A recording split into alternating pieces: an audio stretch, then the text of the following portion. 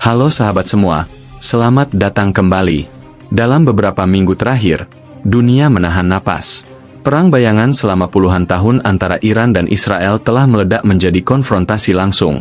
Serangan rudal dan drone melintasi perbatasan, bukan lagi lewat proksi, tapi dari negara ke negara. Pertanyaan besarnya bukan lagi apakah perang akan terjadi, tapi bagaimana perang ini akan berakhir.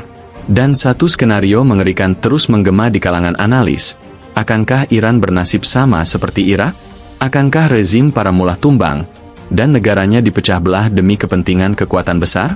Mari kita bedah bersama. Untuk memahami mengapa konflik ini begitu panas, kita harus kembali ke tahun 1979.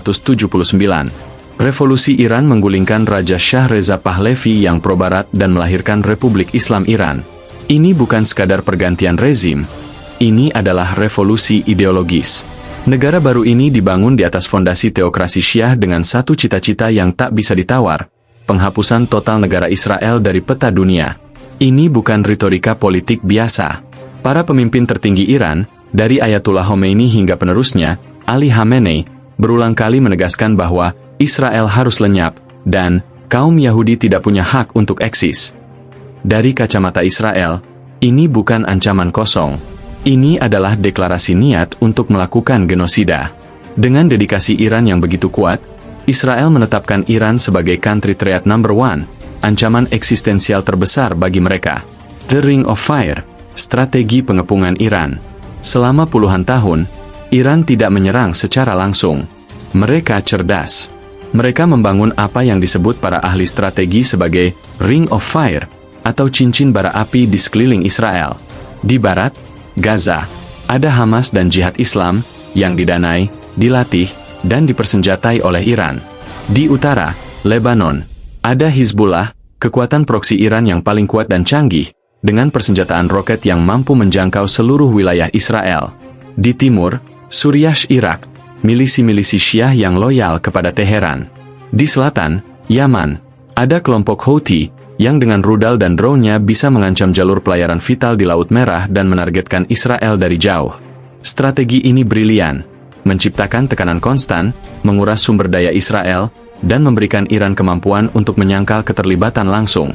Namun, sejak akhir 2023, Israel dan sekutunya, Amerika Serikat, mulai membongkar cincin ini satu persatu. Hamas di Gaza kekuatannya lumpuh. Hizbullah terus-menerus diserang dan dinetralkan. Suriah dan Irak praktis di bawah kendali atau pengaruh besar AS dan Israel. Dan Houthi dihajar langsung oleh koalisi pimpinan Amerika. Cincin api itu kini mulai padam, memaksa Iran untuk keluar dari bayang-bayang. Deja vu, apakah Iran adalah Irak berikutnya?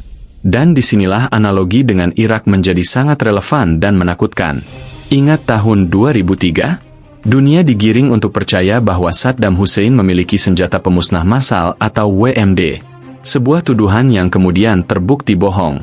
Colin Powell di PBB menunjukkan vial dugaan antraks, cuplikan invasi AS ke Irak, shock and awe. Saddam tidak punya program nuklir aktif, tapi propaganda itu cukup untuk melegitimasi invasi yang menewaskan ratusan ribu, bahkan jutaan warga sipil Irak. Setelah Saddam tumbang, apa yang terjadi? Sumber daya alam. Perusahaan-perusahaan minyak Amerika seperti ExxonMobil dan Chevron masuk dan menguasai ladang-ladang minyak raksasa Irak. Pemerintahan boneka. AS membangun rezim baru di Baghdad yang lemah, korup, dan terpecah belah. Sebuah negara yang sengaja dibuat tidak kuat agar tidak pernah lagi menjadi ancaman dan mudah dikendalikan. Sekarang, lihatlah Iran.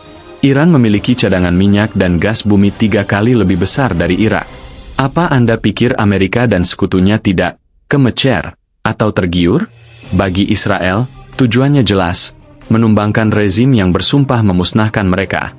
Bagi Amerika, ini adalah kesempatan emas untuk mengamankan hegemoni dan sumber energi kolosal. Grafis, perbandingan cadangan minyak dan gas Iran versus Irak. Grafis, judul babak 4, target utama, bukan bom, tapi uranium.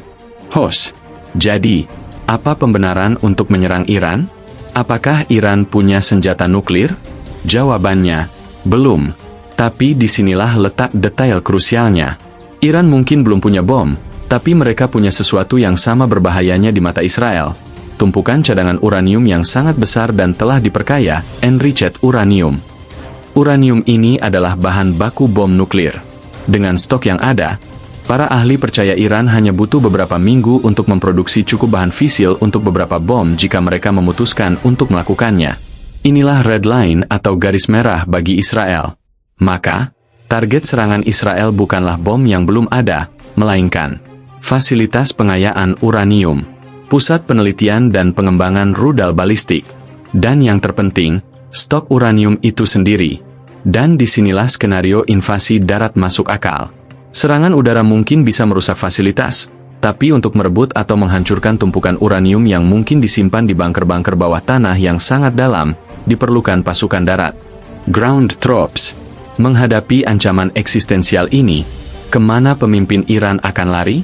Banyak data intelijen dan analisis yang beredar, meski belum terkonfirmasi, menyebutkan sebuah manuver geopolitik yang luar biasa. Ada dugaan kuat bahwa pemimpin tertinggi Iran, Ayatullah Ali Khamenei, telah diamankan dan berada di Moskow, di bawah perlindungan Vladimir Putin. Mengapa Rusia? Bukan negara Islam lain? Karena seperti yang kita lihat, negara-negara mayoritas Muslim lain terbukti tidak berdaya.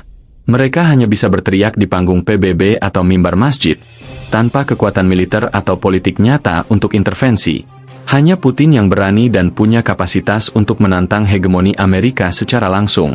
Dan yang lebih menarik lagi, muncul spekulasi liar yang menghubungkan ini dengan percakapan telepon selama 45 menit antara Donald Trump dan Vladimir Putin beberapa waktu lalu. Apakah ada sebuah grand deal yang sedang dimainkan di belakang layar? Sebuah kesepakatan di mana Barat diizinkan menggulingkan rezim Mullah di Iran, dengan imbalan sesuatu untuk Rusia di tempat lain, mungkin Ukraina? Ini mungkin terdengar seperti teori konspirasi, tapi dalam permainan catur global tingkat tinggi, hal yang mustahil seringkali menjadi kenyataan. Jadi, mari kita rangkum. Sebuah konflik ideologis yang tak terhindarkan. Cincin api proksi yang telah dipatahkan. Analogi mengerikan dengan nasib Irak, dengan hadiah sumber daya alam yang jauh lebih besar. Target spesifik pada program dan stok uranium Iran. Dan manuver para pemain besar seperti Rusia di belakang layar. Semua potongan puzzle ini mengarah pada satu kesimpulan yang mungkin, rezim Iran diambang kehancuran, dan pasukan Israel mungkin akan segera menginjakan kaki di tanah Persia. Kita sedang menyaksikan babak baru yang akan membentuk ulang seluruh tatanan Timur Tengah. Sejarah sedang ditulis di depan mata kita. Bagaimana menurut Anda? Apakah Iran benar-benar akan menjadi Irak kedua? Atau mampukah mereka bertahan dari serangan gabungan ini? Tuliskan analisis dan pendapat Anda di kolom komentar di bawah. Jangan lupa untuk like, share, dan subscribe agar tidak ketinggalan analisis mendalam berikutnya. Terima kasih telah menyaksikan. Sampai jumpa.